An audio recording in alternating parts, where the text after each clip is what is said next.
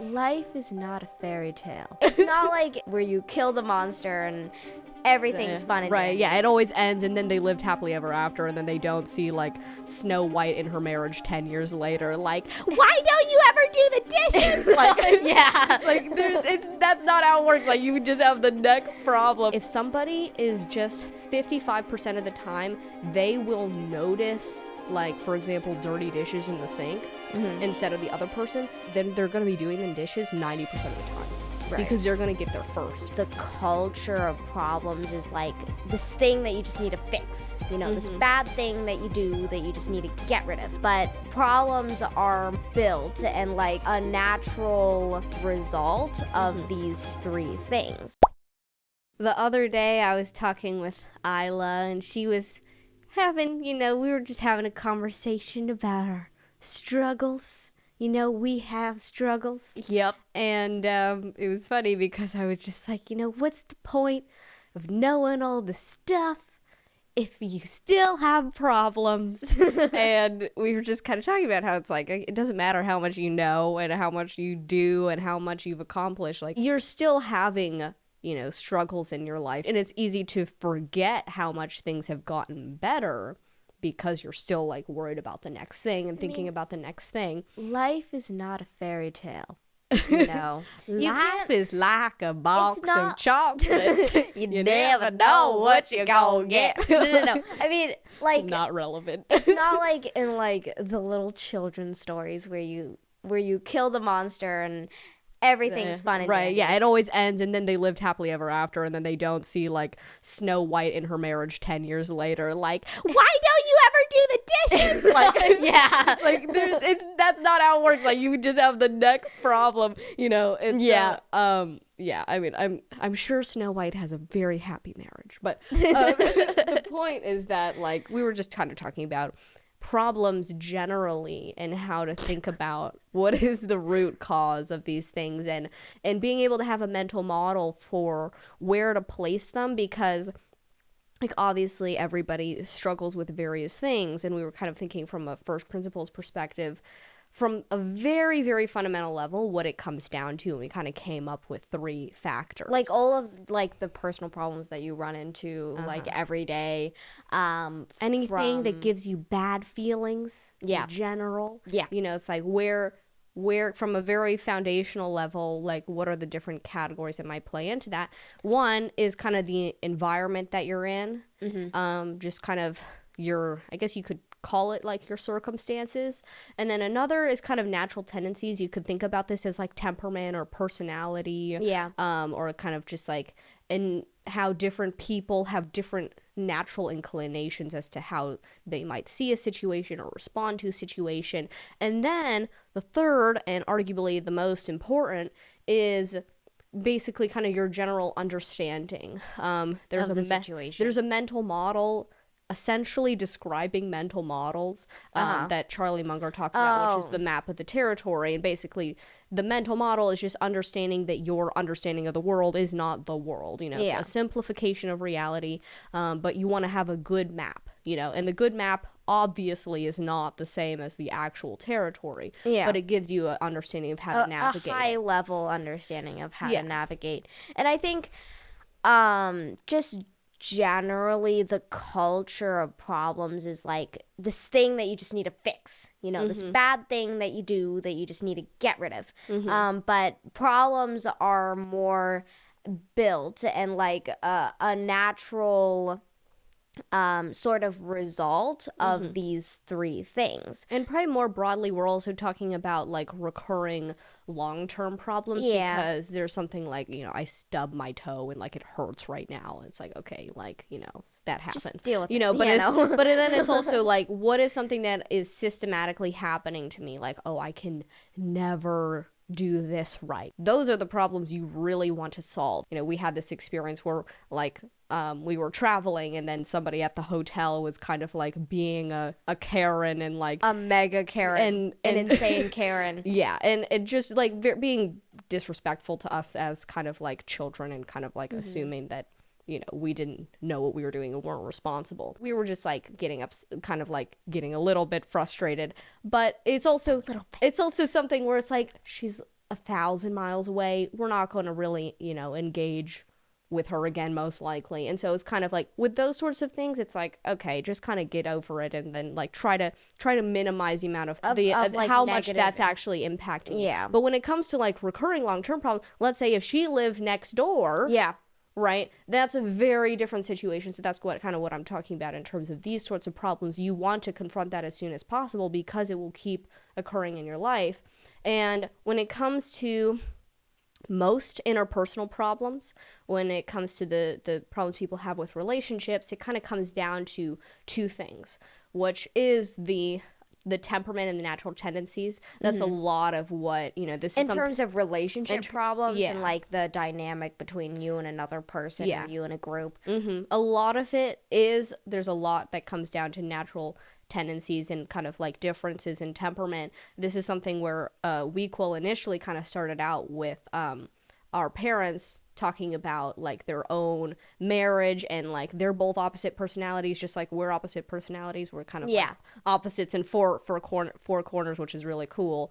But it also makes things difficult because everything our dad is bad at, then our mom is good at it, and like vice versa. And like they have like strengths and weaknesses that complement each other perfectly. But that also means that it's like, if they weren't aware of that and actively talking about that, then they would just be so confused of like, why can't you just do this? And then the other person's like, why can't you just do this? And it's like, why does this matter so much? Why does this matter? It's like, you could just kind of get caught up in that. And so many relationship issues comes down to just not differences in seeing the world, the differences in perception. One thing when you're like living with someone like a spouse or a sibling, it's like if somebody is just 55% of the time they will notice, like for example, dirty dishes in the sink instead of the other person, then they're gonna be doing the dishes 90% of the time, right? Because they're gonna get there first, right? And so that's like a crazy thing, because a slight difference in temperament can mean,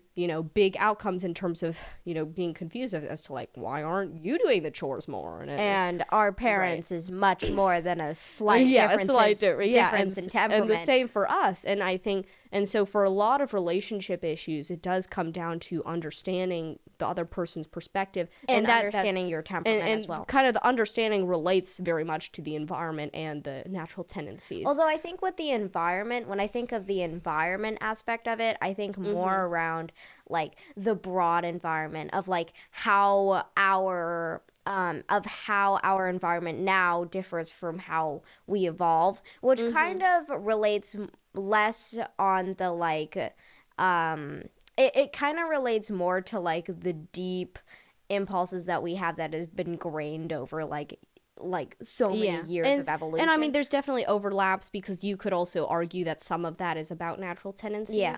But when it comes to environment, like for example, we live in America. Our mom's like originally from China. The fact that we're in America and not China makes the environment different, and makes it different for like our family and how we are to, like she was a lot more, she had to like acclimate to the American culture much more than we had to like really acclimate to a Chinese culture. Yeah. So it's like, so it's also like how you grew up as well. Yeah. So there's a lot. I mean, and that plays into natural tendencies. So all of these are kind of playing into each other. But I think that the categories can be helpful as a mental model for understanding like what are the circumstances of my environment.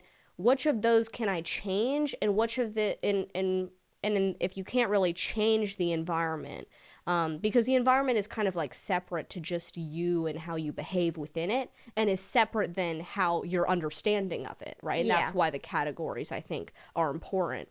And being able to see like what does that actually look like, and then how am I most likely to operate within this environment?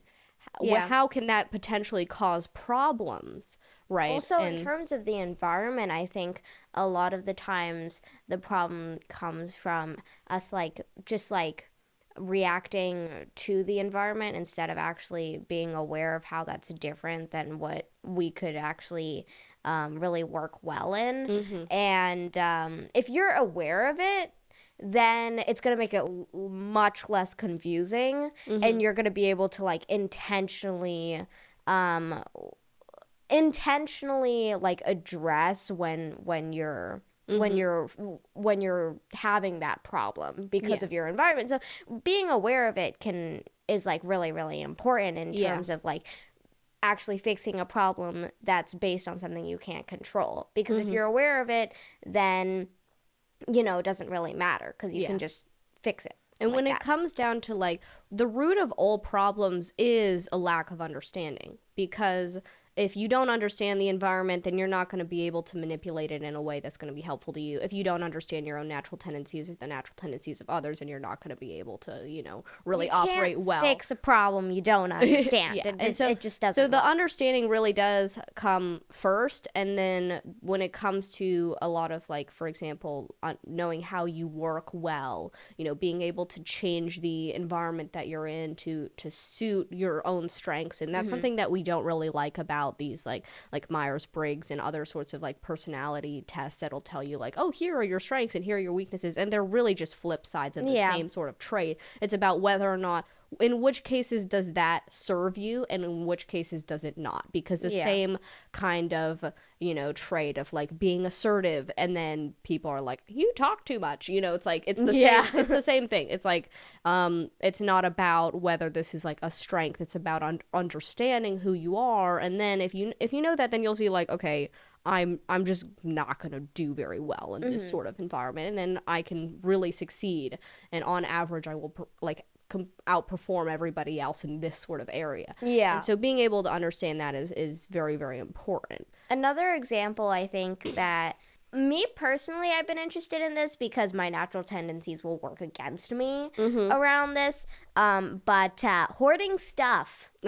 When we were hunting and gathering and like picking berries and you had constantly travel to like where the animals were, or where the where the animals were, and also like if you eat a bunch of berries in one area, the berries are gonna be gone. So you gotta move on. And so like we could not hoard stuff. So we didn't evolve to have anything that would keep us from hoarding stuff because that just wasn't relevant. Yeah. But now we quickly changed to an environment where we're sitting in these houses where we can, for like years on end. Obviously, you're going to hoard stuff. Yeah. The environment in terms of that situation specifically has a big play in it. Although also in terms of temperament, like with my personality, I'm like the most likely to become a shopaholic. Like the entertainer in Myers-Briggs. Right. So much of it comes down to paradigm, because when it comes to these relational problems, I think, so many people will ask me like, why are they like this? And it's instead of just, and it's like a rhetorical question when it shouldn't be. It should not be a rhetorical question. It's like, why is Betty like this? Like, she just sucks. Like, Betty just sucks. It's simple, but no. It's like everybody's trying to do what they think is best, and it should not be rhetorical to ask, like, what is it about their perception that's causing them to think this way? And so much of what we have been able to do as a family that has made us, incredibly effective together, and has made our overall like livelihood like just incredible, is that when we have those kinds of disagreements, it's not about like, oh, how can I just kind of like placate to whatever they need so I can like go do my other thing, or like, just like, how do I feel like I've won, or something like that. Or just kind of like, the whole sort of thing where, well, you're trying to navigate these situations, but if you're not actually trying to understand the root of the problem of like, what are they seeing that I'm not, and what am I seeing that they're not, and how can we come to a better place? It's about like a compromise of like, okay, I'll just give her this one thing this one time, so but she owes me. but it's like, you are one creating this kind of like disconnect between your two understandings of the world, and that'll drive you insane. Is if you're constantly doing that with everybody. You're insane. Oh yeah, like and I doesn't get it. This is something that I think we should do a podcast about, because I do think that is really the root cause of insanity. And I think that's a big reason why people are having so many issues, and so many people have come to the point of like what is the point of these relationships if they're so hard, and I don't feel like I'm getting anything out of them. It's like, well, if you're not actually building a shared understanding of the world that's based off of truth, that's based off of your like combining your subjective experiences to find a better path. If you're not going through that process, then you're probably not really building a very good relationship. You're probably feeling exacerbated with trying to engage with everybody in this sort of way that is not natural, that is also a result of all of the the differences of opinions and sort of like information that we're being exposed to. And so much of this is really about like, what is in my perception and how can I improve it? Because when it comes to the environment, you could say, oh, just the environment is bad. Or it's like, no, it's not. If the environment is the environment, if you understand it, you'll be able to navigate it better. Yeah. And it's like, oh, my temperament, I just have this, I'm just an introvert, so I just don't like people. It's like, yeah, I just don't talk to people. It's like that's no. It's like you need to understand yourself and how you're reacting to different kinds of people. You're unique, you're an infinitely complex human being, and so is everybody else.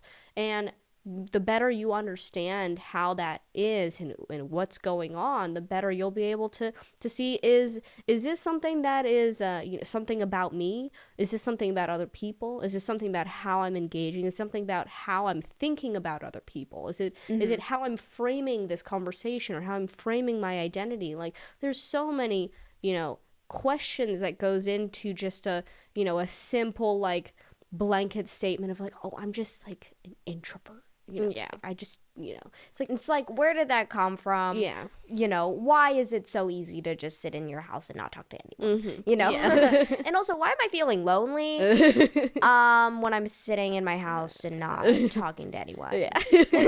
Yeah. It's like, and all of this is really does come down to understanding. And then once you do, that's when you can start to use your natural tendencies and use your environment and put yourself in the situations that'll help you succeed.